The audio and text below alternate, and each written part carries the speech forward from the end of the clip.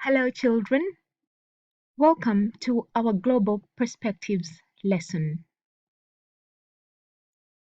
This unit of Global Perspectives, we're going to be talking about water, food, and farming. After we finish with this lesson, we want to make sure that we will have been able to acquire the skill of evaluation. Now, what does that mean? It means that we will have been able to think in a process that helps us to judge things according to their value or importance. So we will need to think, what is the value of water, food, and farming? Do we really need them? And our objective for this week is going to be water and the uses. Let us start with water. We will have a few key questions to ask ourselves. Why is water important? Where does water come from? What are the uses of water, and how can we conserve water? We will start with the importance of water. Many of you already know that there are so many things that we do with water. Here with me, I have a few pictures to show some of the things that we do with water. And of course, I will start with the most important, which is you drinking water. Also, you can see here plants need water.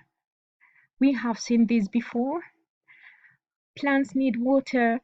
When farmers are planting their crops, they wait for the rains to come so that the crops can grow, and then we have all the fruits and the vegetables that we need. Also, remember to wash your hands with water. Take a bath or a shower with water. Animals need water too. You can see here the zebras drinking water. You can see all the water animals that need water there. Where does water come from? We are going to look at this water cycle. And what does a water cycle mean? Before we explain this, I will need us to look at the meaning of water cycle. Now, water cycle is a path that all water follows as it moves around the earth in different states. Liquid water is found in oceans, rivers, lakes, and even underground. The water cycle is a path that all water follows as it moves around our plane.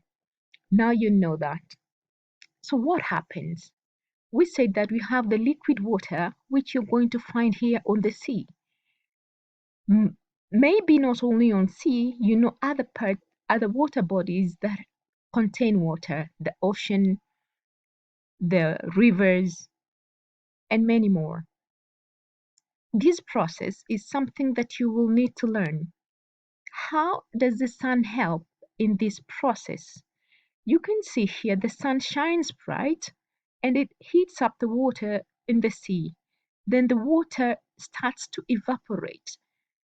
That's a big word that I will explain later. Then the water evaporates and forms the clouds. When the clouds are formed and they're heavy, they bring back the rain, bringing it back to earth and back to the rivers where it came from, and then again from the sea or the river, then it evaporates, and then the clouds again, and then you can see it's like a cycle. That is why it is called a water cycle. Then after that, then how is it that we have water at home? Do we have water cycles at home? No. This is what happens. We have different sources of water.